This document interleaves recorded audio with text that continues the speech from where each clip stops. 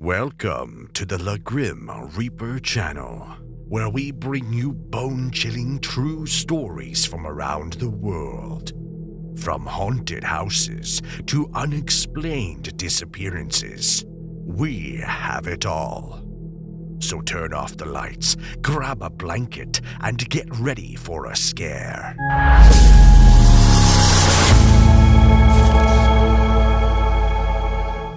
I was once just a normal guy living in the city. My name is Andrew, and like most students, I struggled to make ends meet, to balance a social life with mountains of assignments, and to survive on instant noodles and energy drinks. The city, with its towering buildings and never-ending car streams, was my home and my prison. The constant noise was my lullaby at night and alarm in the morning. I resided in a small apartment near the university I was attending. It was a cramped place, hardly roomy enough for the piles of books that littered the floor, but it was all I could afford. Financial struggles were no stranger to me. With tuition fees, rent, and my disturbingly unhealthy caffeine addiction, I felt like I was always on a financial tightrope. I often considered dropping out of school, but the thought of quitting gnawed at me. I wasn't a quitter. I was a fighter. Desperate to alleviate my financial burden, I decided to look for a job. I scoured the local newspapers and the internet for any potential work opportunities that could fit my class schedule. Most of the jobs required experience, or the pay was just not worth the time. That's when I stumbled upon a peculiar ad looking for a security guard at an animal laboratory. The lab was known around the city for its controversial experiments. It was a sprawling complex on the outskirts, away from prying eyes. The fact that the job offered decent pay and flexible hours caught my attention. Sure, the idea of working at a place known for secrecy and whispers of inhumane practices was unsettling. My first night at the job was as eerie as it was long. The sprawling laboratory complex looked even more ominous under the moonlight, its cold, metallic structures casting long shadows that danced with the flickering of distant streetlights. A bit of shabby security training was all I had received. No proper orientation, no tour of the buildings, just a pat on the back and a good luck from my boss. I found myself feeling as small as an ant in the face of a gargantuan structure. The lab was a labyrinth of hallways and doors, each leading to rooms packed with stainless steel tables, cages, and machinery that I dared not touch. It felt as though I had stepped into another world, a realm of cold fluorescence and unsettling silence. As the main security guard on the graveyard shift, my duty was to patrol the complex, yet the maze-like structure made it hard for me to remember the paths. Every corridor looked eerily similar to the last, making me feel like I was walking in circles. My sense of unease was palpable. To break the monotonous cycle of patrols and give me a sense of normalcy, I made a little sanctuary for myself in the security room. In one corner of the room, an old television set sat atop a wooden table, probably left behind by one of the previous guards. To combat the sense of isolation, I brought along my collection of sitcom DVDs from home.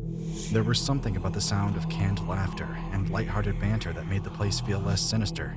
So I spent my break time watching reruns of my favorite show. The tiny screen flickered with the familiar faces of characters I had grown to love. Their antics and jokes filled the room with a much-needed warmth, pushing back against the chill that the rest of the complex seemed to exude. The soft, rhythmic hum of the old television set combined with the dialogue to create a soothing background noise that drowned out the oppressive silence. Yet, even as I chuckled at a particularly funny scene, I couldn't shake off the creeping unease that clung to me like a second skin. The laughter from the sitcom felt hollow, a stark contrast to the daunting quiet outside the security room. Even the television's glow couldn't fully penetrate the darkness beyond its reach. But I held on, reminding myself that this was my reality now. I had to adapt. I remember the first time I heard the whispers. It was my third night on the job. The sitcom's laugh track echoed through the room when a faint murmur weaved into the backdrop of sound. I paused, muting the television, my brows furrowed in confusion. The whispers were so soft, so subtle. They were barely audible. I shook my head, telling myself it was just my imagination playing tricks on me.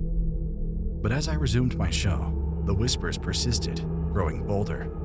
It was like a hushed conversation carried on by unseen entities, their words blending into a symphony of soft murmurs that I couldn't quite make out. At first, I dismissed the whispers as the noises made by animals. After all, the building was filled with all sorts of creatures. It was plausible that their sounds could have gotten distorted, bouncing off the cold, hard walls of the laboratory, morphing into something strange and unrecognizable. But as the nights wore on, the whispers became more insistent, their spectral chorus seeping into every silent moment, shattering the quiet with their ghostly refrain. It was no longer something that I could brush off as figments of my imagination or echoes of animal noises. This was something else, something disturbingly unnatural. One night, I decided to investigate. I switched off the television, plunging the security room into silence. I took a deep breath and ventured out, stepping into the dimly lit hallways. The moment I entered a room or rounded a corner, the whispers would cease abruptly, replaced by a silence so deep it was almost suffocating. The quiet was unsettling, starkly contrasting with the eerie whispers that had sent me on this midnight exploration. Each room was a carbon copy of the next, sterile and cold, filled with cages and machines that sat shrouded in shadows. The layout of the laboratory was disorienting. Corridors twisted and turned, leading me further into the maze-like structure. It felt as if the building was a living entity, its bowels shifting and reshaping, concealing its secrets from me. The whispers were only the beginning of the haunting tale. My nights soon evolved into an eerie ballet of terror and survival, every moment laden with the unknown. A spectral hand grazed my skin once as I was doing my rounds, the sensation so real I jolted, only to find no one there. On another occasion, an icy draft blew past me in a corridor where there were no windows or vents.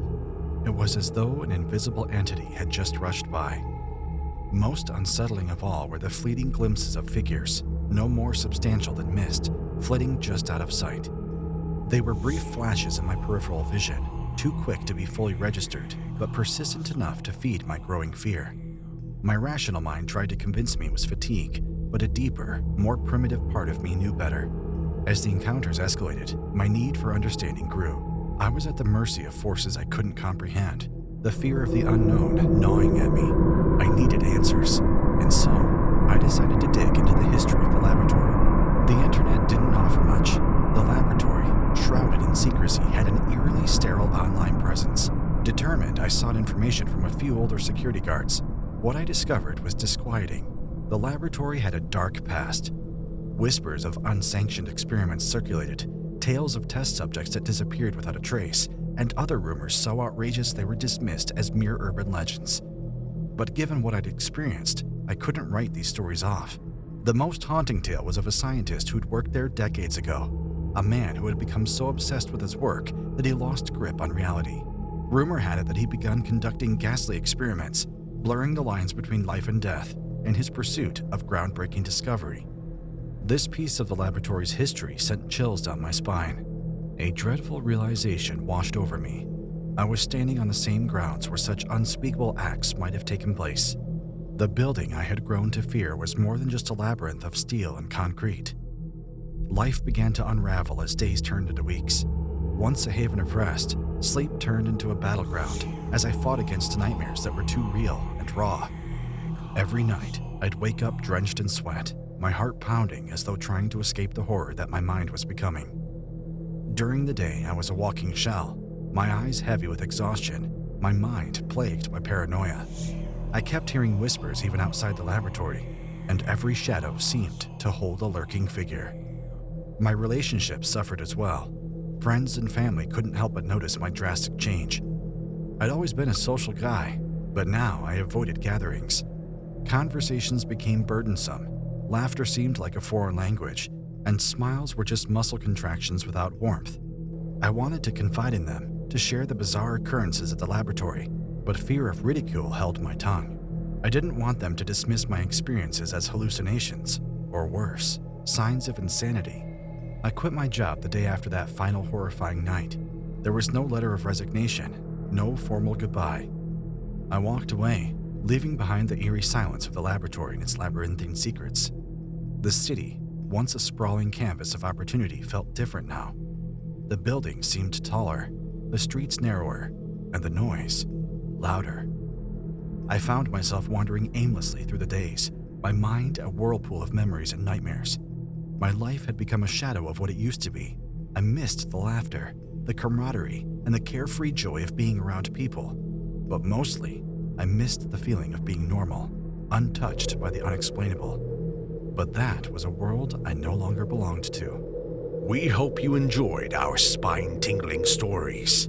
Don't forget to like, comment, and subscribe to our channel to stay updated on our latest uploads. Until next time, sweet dreams, if you can sleep at all.